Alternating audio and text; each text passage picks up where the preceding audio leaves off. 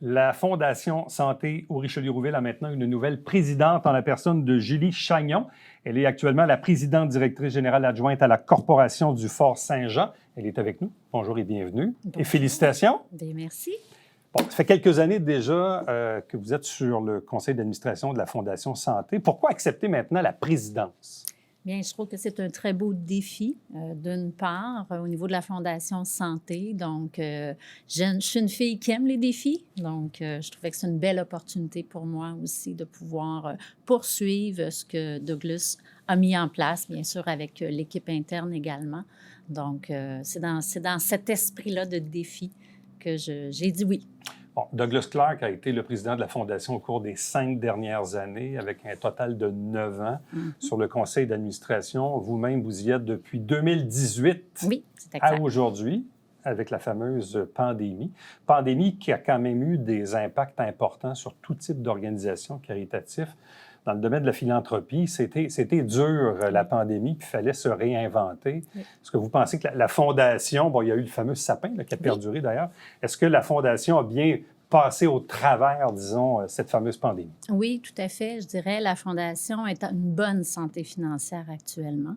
On parle dans la dernière année, donc l'exercice terminé en décembre, c'est quand même 1,5 million de dollars qui a été remis dans une vingtaine de projets au niveau de la santé. Donc, c'est l'objectif aussi que le CA veut poursuivre, donc maintenir, voire bien sûr rehausser ce montant-là qu'on peut remettre annuellement là, à notre communauté.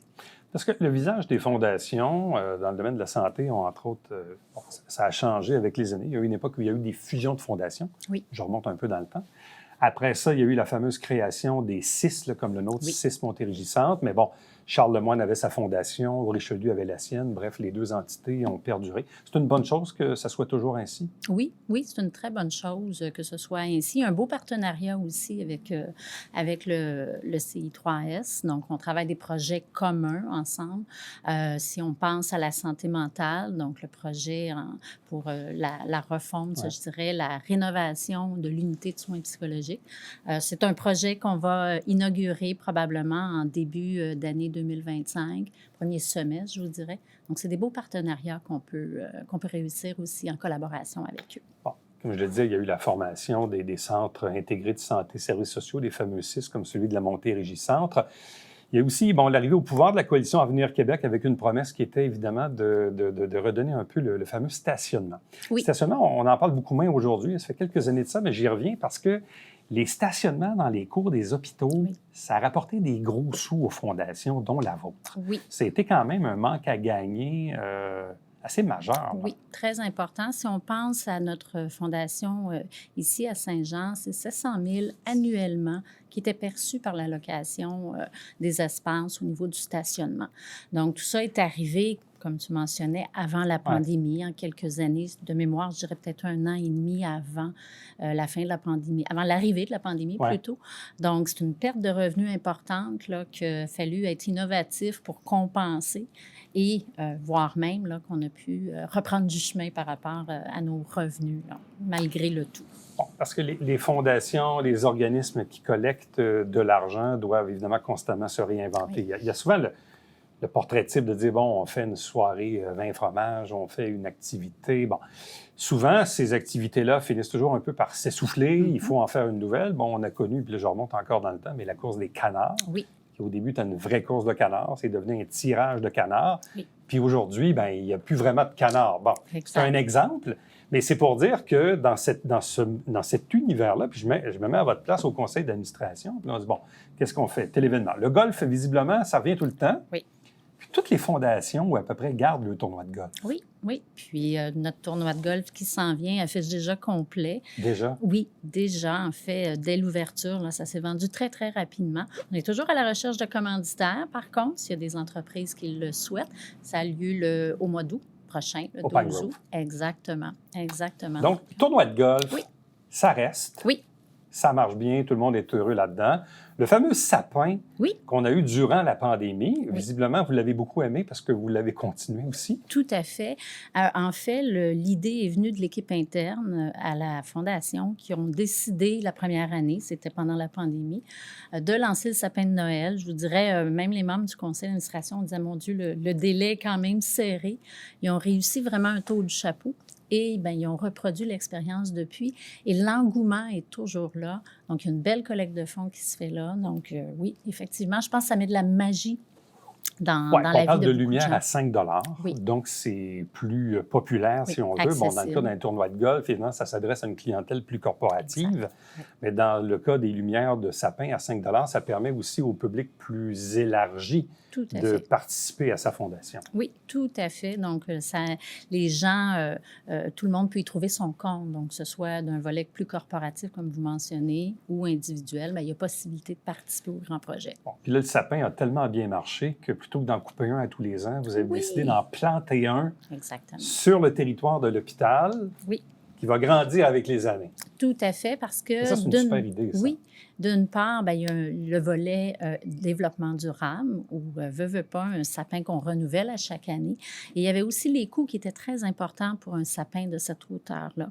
Donc, il est peut-être un petit peu moins haut au courant de la dernière année, mais il va grandir et il va rester. Donc, c'est des frais de moins également là, qu'on peut tout en maintenant un développement durable important aussi. Une autre activité qui visiblement aussi est très, très, très populaire, c'est la course du commandant. Oui. Qui va revenir en septembre prochain sur le territoire même du Collège militaire de la Corporation du Fort-Saint-Jean, à laquelle vous travaillez. C'est déjà complet, hein, je pense? Ou Presque. Presque. Il reste 2 équipes de disponibles. Donc, ça également aussi, c'est une activité qui s'est, je dirais, dès le lancement, rapidement. En fait, les équipes qui sont venues l'année passée ont presque tous confirmé à nouveau leur participation. Donc, on a majoré le nombre de participants cette année. Il y a un peu plus d'accès, mais quand même, il reste plus grand place. La Fondation, c'est aussi des legs testamentaires. Oui. C'est aussi de la sollicitation postale. Tout à fait. C'est des entrées de fonds assez importantes aussi? Oui, oui, tout à fait. Si on regarde au niveau des campagnes, on parle quand même là, de bon an, mal an de 600 000 par année au niveau des campagnes. Les événements viennent aussi combler. En fait, on parle d'à peu près 800 000 au niveau des événements. Donc, pour une belle collecte de fonds. On a fait référence tantôt au service de psychiatrie de l'hôpital du Richelieu, là, qui est un projet majeur dont on parle depuis plusieurs années maintenant. Avez-vous déjà un peu reçu ou actualisé la liste d'épiceries du 6 Montérégie-Centre? Bon, on veut ça, on veut ça, on veut ça, on veut ça. Avez-vous un peu une liste assez détaillée des besoins auxquels la Fondation est appelée à participer? Oui, en fait, on se rend compte, on refait cette révision-là à plusieurs reprises durant l'année. On est à la recherche, effectivement, d'un projet majeur. C'est sur les planches à dessin, donc actuellement, on n'a pas encore finalisé les choix, mais oui, on regarde pour un projet qui va transformer et qui va développer notre réseau de soins de santé ici dans la région. Donc, on espère revenir en 2024, annoncer le lancement d'un beau projet là, pour l'ensemble des citoyens. Bon, très souvent, quand on parle de la Fondation Santé, ici même à l'émission, on va recevoir la directrice générale, Julie Coupal, quelques gens qui vont participer aux événements ou certains des employés de la Fondation. Donc, le CA, souvent, est un peu plus dans l'ombre. Oui. C'est quoi le rôle du CA? Quel rôle ou défi vous vous fixez, vous, à l'interne, là, quand vous vous rencontrez au conseil d'administration? Et en fait, je dirais le mandat d'un conseil d'administration, c'est de veiller à la bonne gestion de l'organisme. Hein, donc, les pratiques de saine gouvernance, s'assurer que l'argent remis par les gens va au bon endroit. Donc, c'est un peu, je dirais, être un bon père de famille pour les sommes qui sont recueillies et l'usage qui en est fait. Et c'est d'appuyer l'équipe interne également dans le choix de leurs décisions. Je dirais c'est moins dans le tactique, si je peux dire, moins dans l'opérationnel, mais beaucoup plus dans la vision stratégique qu'on va s'inscrire avec l'équipe interne de la permanence. Bon, parlons de la nouvelle présidente, de Julie Charignon elle-même, oui, PDG adjointe à la Corporation Fort-Saint-Jean. En ressources humaines aussi, et antérieurement, mais aussi impliquée dans beaucoup d'organisations depuis plusieurs années. Là. Oui, Oui, Parce oui, que la tout à liste est fait. longue. Bien, pas tant longue en termes de nombre d'organisations, mais je dirais en termes, si je recule par le passé, je travaillais dans la région. J'ai été impliquée pendant 9 ans pour le Club Richelieu. L'une des Donc, premières femmes, je oui, pense. la première Ouais. femme à être présidente au Ouais. niveau du club à Saint-Jean. Par la suite, professionnellement, j'étais à l'extérieur. Donc, j'ai eu une pause, je dirais, d'implication. Mais de retour en 2018, donc je suis revenue professionnellement dans la région. C'est ce qui a fait en sorte que j'ai dit, bon, bien, maintenant, je peux redonner à ma région. Donc, la Fondation Santé s'est inscrite dans cette lignée-là. Bon, en êtes-vous 2018. impliqué sur d'autres conseils également, d'autres organisations bénévoles? Non, actuellement, là, ça Ouais. se limite, oui, au niveau de la Fondation Santé. Mais ça reste quand même, c'est l'un des plus gros organismes de la région, qui existe depuis une quarantaine d'années aussi. Puis je me plais souvent à rappeler à l'auditoire, peut-être parce que j'ai cet âge, mais je me rappelle, moi, dans les premières années de la Fondation, où à la base, cette fondation devait être temporaire, le temps de ramasser 1 million pour s'acheter un gros scanner. OK. Oui. Bon, on est 40 ans plus tard, visiblement, on a trouvé que l'idée était très bonne. La Fondation a demeuré avec le temps, ce qui est le cas probablement de toutes les autres fondations hospitalières ou de santé au Québec.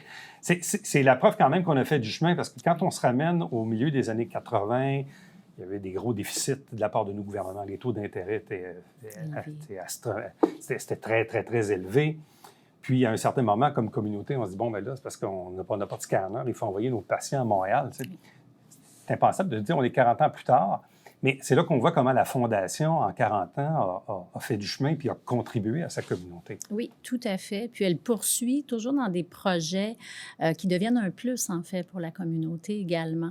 Donc, il y a des belles initiatives qui ont été faites dans les dernières années qui nous amènent à être les premiers, exemple, au Québec, à adopter une technologie ou une autre. Donc, et c'est aussi d'inscrire dans la vie des citoyens un côté plus humain au niveau des soins qu'on peut offrir. Si on pense, bon, ce soit tout ce qui est cancérologie, il y a eu des belles initiatives qui ont été levées au courant de la dernière année, des trousses pour accompagner les gens qui sont aux prises avec cette problématique-là. Donc, c'est plein d'initiatives pour faire en sorte que les soins qu'on offre bien, soient un petit peu plus agréables, si on peut dire, même si ça ne l'est jamais, mais donner une touche différente. Ouais, il y avait eu des implications aussi avec la Maison des naissances, à l'époque, qui est un autre gros morceau parmi les nouveautés. Oui, et ça aussi, ça devrait être le Centre mère-enfant, devrait voir le jour là, au courant là, de l'année 2025. On souhaite que ce soit dans le premier semestre, là, mais on s'enligne. Ça devrait aller pour cette période-là. Donc, la Fondation est bien en vie. Avez-vous beaucoup de nouveaux joueurs sur le conseil d'administration? En fait, maintenant, on est à 15 administrateurs, un de plus que l'année dernière. La nouvelle personne, ou je dirais le nouveau siège administrateur, va être consacré au président du Cercle des leaders philanthropes. Donc, c'est un nouveau cercle qui a été créé très, très dernièrement. C'est en fait, le cercle vise la philanthropie, mais auprès des 40 ans et moins.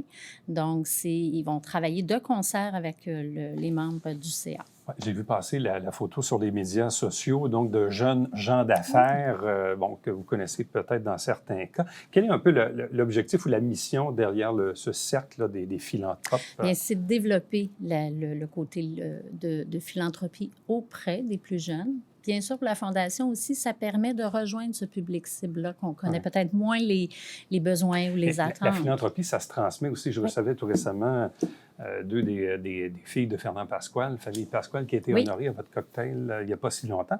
Mais je trouvais ça intéressant de voir que Fernand passait un peu la rondelle à ses filles pour dire, bien, c'est à vous maintenant de faire votre part. Bon, avec leur fondation familiale, oui. Mais en même temps, voilà un bel exemple de relève philanthropique. Exactement. C'est l'objectif poursuivi.